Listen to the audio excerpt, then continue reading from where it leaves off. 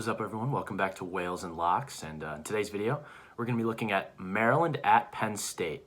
The line in this game is Penn State minus 2.5, and the over-under is 144 right now. This is the first of two matchups this season between these two teams at the bottom of the Big Ten.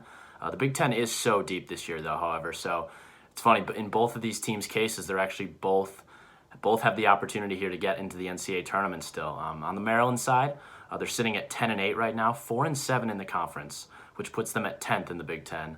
This team really doesn't have a best player. As any given player, whether it be Eric Ayala, Aaron Wiggins, Dante Scott, they can all go off in any of the games and be the best player.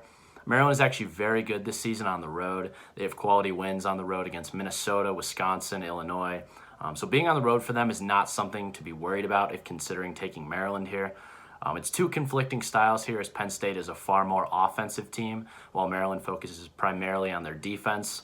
On the Penn State side, they're sitting at 6-8 and 3-7 in the conference, which slots them just behind Maryland at 11th in the Big Ten.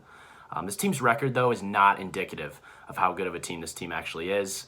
They're actually ahead of Maryland in KenPom sitting at 37, while Maryland sits at 42. Penn State is 3-7 in Quad 1 games this year, meaning 10 of their 14 games this year have been in Quad 1 situations. That's a ridiculous schedule and is partly why this team is under 500.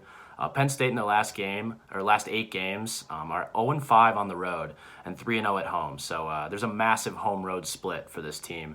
I do think Penn State is the better team here compared to Maryland.